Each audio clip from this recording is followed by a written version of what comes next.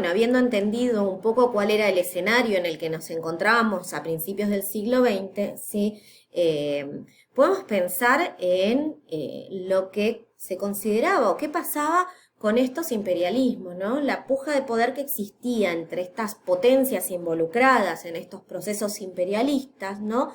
Y que esta puja de poder ponía en juego también el territorio, ¿sí? Por el cual querían extender su dominio. Esto genera tensiones constantemente, porque hay territorios en donde una potencia avanza, la otra retrocede, o no hay acuerdos para lo que es la administración de estos territorios. Entonces, el clima en julio de 1914 era un clima bastante exacerbado en cuestiones nacionalistas e imperialistas. Entonces, hay un detonante que es el asesinato de Sarajevo, ¿sí? Que va a ser que sea como la gota que derrama el vaso para que estalle la Primera Guerra Mundial. Este asesinato a Francisco Fernando, el archiduque de Austria, ¿sí? De Austria, genera una crisis diplomática. Cuando hablamos de crisis diplomática hablamos de esas relaciones, que la diplomacia son las relaciones que tienen los estados, ¿sí? Y cuando éstas fallan, cuando éstas no son satisfactorias, sucede esto, sucede que los estados se enfrenten en cuestiones bélicas, ¿sí? Entonces, esta crisis diplomática va a llevar a una confrontación entre todas las potencias europeas, en donde cada país, según sus intereses, se va a empezar a aliar a determinados bloques. Ahí tenemos dos bandos: el bando de las potencias centrales, compuesto por el Imperio Austrohúngaro, el Imperio Alemán, el Turco y Bélgica, y después tenemos el bando de los aliados, compuesto por Serbia, Francia, el Imperio Ruso, Gran Bretaña, y más tarde se les van a sumar Japón, Italia, Rumania, Grecia y Portugal, y van a empezar a recibir un apoyo de Estados Unidos. Hasta acá Estados Unidos se mantiene bastante al margen de todas estas situaciones, porque va ganando fuerza. Imagínense que hay una guerra en Europa, los territorios empiezan a ser destrozados por la guerra, la sociedad civil también, y Estados Unidos, que mira esto no tan de lejos, pero con un territorio protegido por la distancia, por los mares, ¿no?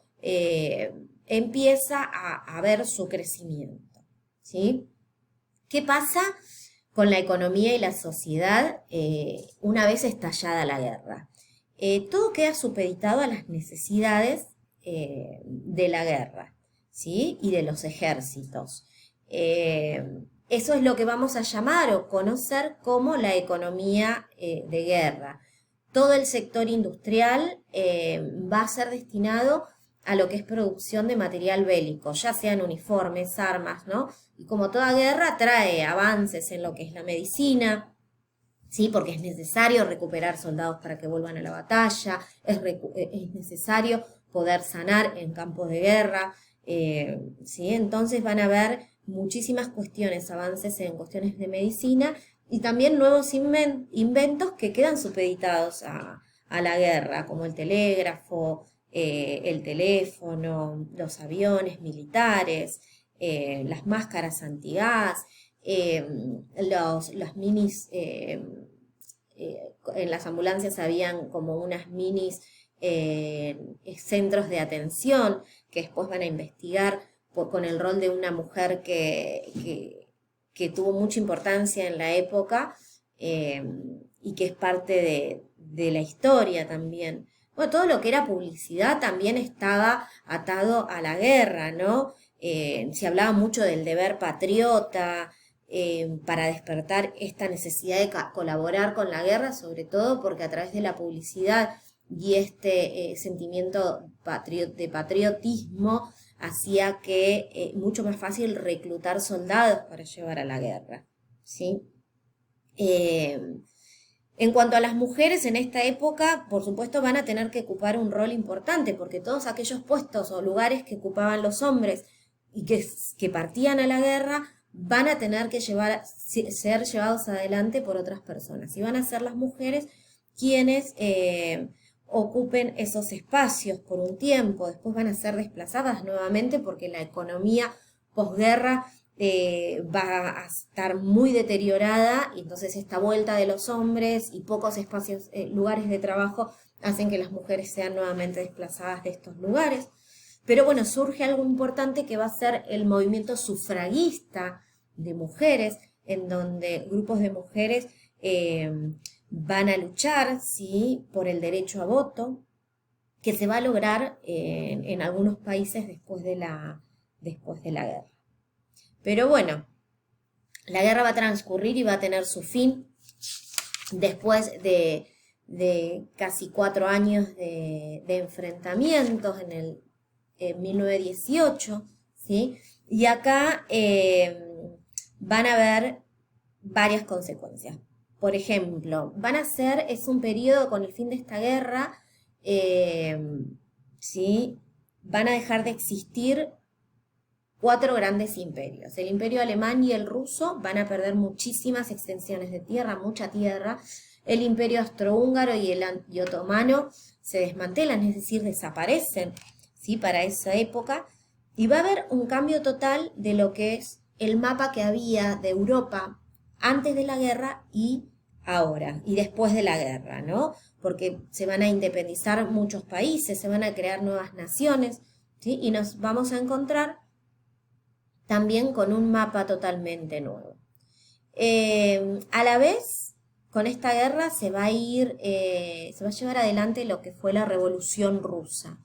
La Revolución Rusa lo que va a traer es el primer estado socialista, autodeterminado, proclamado socialista, ¿no?, de la historia, que va a ser la Unión Soviética, que después nos vamos a encargar un poco de estudiar esto que es la Unión Soviética, ¿sí?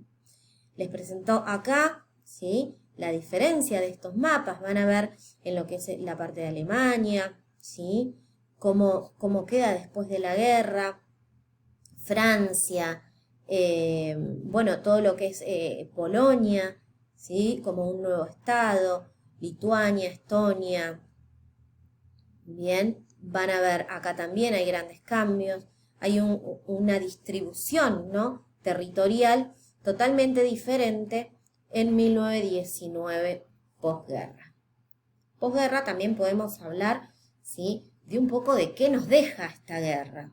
Por supuesto, en todas guerras hay muertes, no solo de los soldados que van, sino que cuando las guerras son en tierras, en ciudades, en espacios donde hay civiles seríamos nosotros, las personas que habitamos la ciudad, la población, ¿no? Entonces, bueno, va a haber mucha baja de la población en Europa, y eso como consecuencia también baja la cantidad de mano de obra que puede haber disponible para trabajar. La destrucción de ciudades no solo trae todo lo que es la destrucción de edilicia de una ciudad, sino también las vías de comunicación, se destruyeron fábricas, los campos de cultivo pierden su productividad también por esto, y esto a su vez perjudica totalmente la economía. Entonces la economía de toda Europa empieza a decaer de a poco, ¿sí? Y con esta economía en decadencia, lo que pasa es que Europa empieza a perder liderazgo. ¿Qué hace?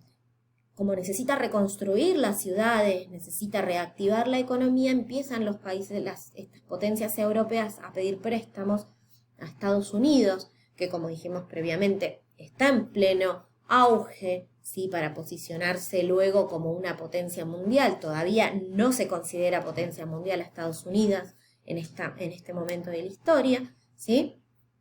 Pero bueno, esto hace que Europa vaya perdiendo un poco de protagonismo en el escenario mundial, un escenario pensado siempre desde el eurocentrismo, pensar a Europa como nodo central, ¿no? Empezamos a abrir el abanico con nuevas realidades, ¿sí? Y Estados Unidos, como les decía, empieza esta escalada para ubicarse como potencia empezar a ubicarse como una potencia mundial. Va a haber un reparto de todas estas colonias, ¿sí? Las asiáticas y las africanas, ¿sí? ¿Por qué? Porque mantener estas colonias, mantener estos territorios, lo que les permite a los beneficiados, que en este momento los grandes beneficiados de esta redistribución van a ser Gran Bretaña y Francia, les permite contar con más territorios en donde extraer materia prima, ¿sí?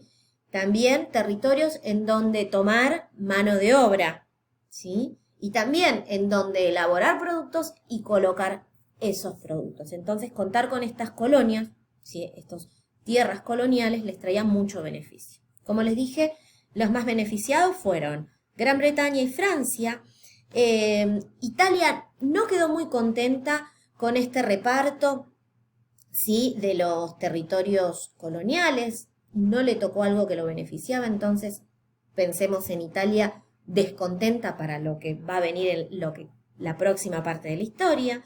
Alemania, tras el Tratado de Versalles, ¿sí? En donde se pone las condiciones de paz para los estados vencidos, Alemania va a recibir castigos muy duros, y estos castigos no fueron por las potencias vencedoras y no fueron pensados en que Alemania todavía era un país con poder. Entonces, bueno, castigarla tampoco de esa forma tampoco la deja muy contenta.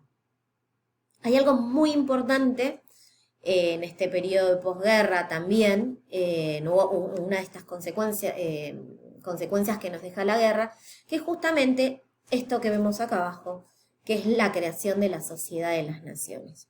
Hoy la Sociedad de las Naciones no existe. En su lugar, después de la Segunda Guerra Mundial, se va a crear Naciones Unidas, la ONU, que la conocemos como ONU. Pero bueno, la Sociedad de las Naciones va a ser un antecedente de este organismo internacional, ¿sí?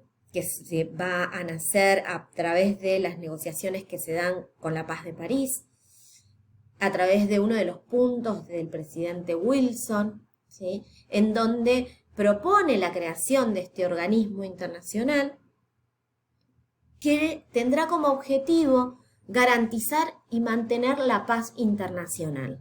Es decir, evitar toda cuestión que pueda hacer resurgir un episodio de guerra como Europa había vivido hasta entonces, ¿sí? Es la primera organización de este tipo, ¿sí? Que va a haber en la historia. La idea de esta organización era que la conformen los estados miembros, y en donde sea un espacio de diálogo para evitar conflictos bélicos. La Sociedad de las Naciones, vamos a ver con lo que viene después en la historia, va a fracasar justamente porque tenemos el estallido de la Segunda Guerra Mundial y su objetivo era mantener la paz internacional y no logra cumplirlo. Pero bueno, con esto vamos a ver cómo esta Sociedad de las Naciones se va a revisar, ¿sí? Después para lograr ser lo que hoy es, que es Naciones Unidas.